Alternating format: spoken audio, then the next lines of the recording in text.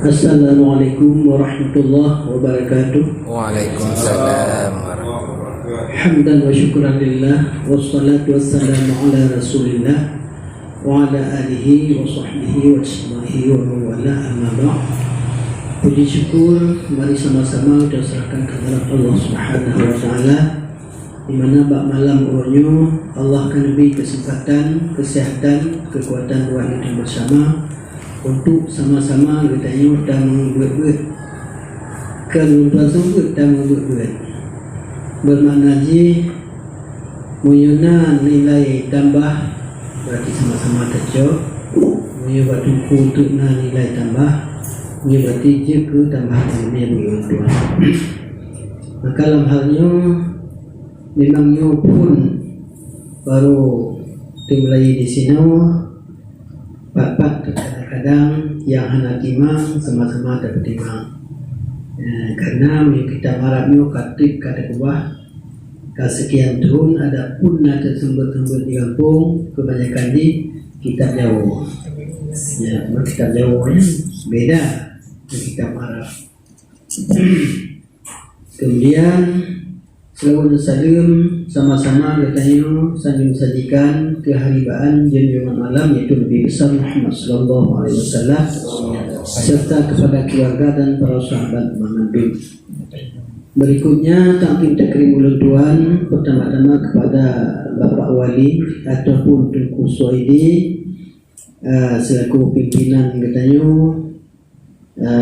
matang Ujino matang Romian pimpinan dan sangat menggemarkan tentang masalah agama-agama insyaAllah. Tapi Pak malamnya berarti membuka majlis taklim. Memang jari dah dari pimpinan Nanggro yang langsung terjun membuka pada kita kuning yang lainnya. Kemudian berikut banyak menasyid penghormatan Tuan kepada Tuku Usman selaku koordinator dan kepada guru-guru yang lain, kepada hadirin yang berhadir pada jamaah taklim yang berbahagia. Maka pada malamnya bertujuh sebuah judul tentang masalah sembahyang berjamaah. Maka ulun tuan yang baca pada hadirin sekalian untuk disimak part yang perlu kita perbaiki ataupun datanya yang kurang jelas sama-sama tak berjelas. A'udzu billahi minasyaitonir rajim. Bismillahirrahmanirrahim. Faslun fi shalatil jama'ati. Ini suatu pasal pada menyatakan sembahyang berjamaah. Jadi huraian di sini sebagai terjemah yaitu judulnya yaitu sembahyang berjamaah. Atau bukan jamaah, mana jamaah?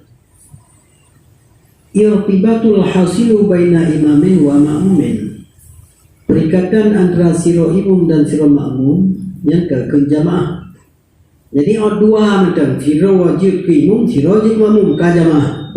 Hana muce memang ada nama jamaah berenam kumpul 20 orang.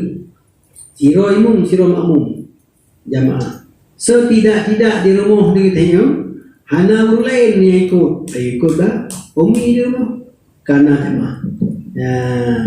Ada karena jamaah yang tidak saja katanya nilai-nilai tambah pahala sekali. Soal pegawai Nabi, salatul jamaati khairun min salatil fas bisab'in wa isyrina darajatan. Sembahyang berjamaahnya lebih afdal,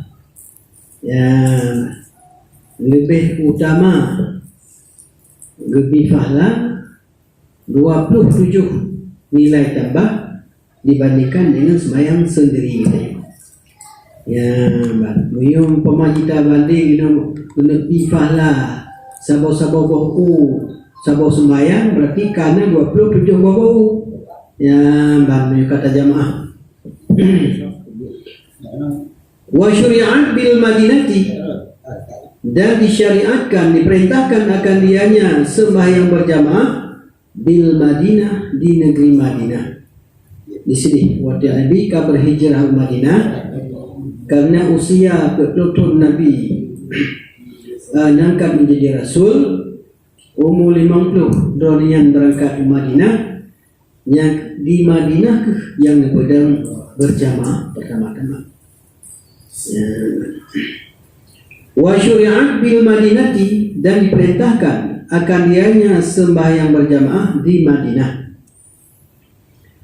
Wa aqalluha imaman wa ma'mumun, dan bermula sekurang-kurangnya jamaah itu seorang imam dan seorang makmum. Siro imam, siro makmum, ka jamaah yang paling kurang, paling minim. Ya, siro imam, siro makmum ka terjadi jamaah. Wahia fil jumu'ati summa fi subahiha summa subahi summa isya'i summa al-asri summa dhuhri summa al-maghribi afdal. Bermula dianya jamaah pada Jumat, kemudian pada subuhnya Jumat, kemudian subuh, kemudian isya, kemudian asar, kemudian zuhur, kemudian maghrib, itu lebih afdal. Jadi di sini tentang masalah kelebihan jamaah dalam jumlah diri jamaahnya kelebihan 20.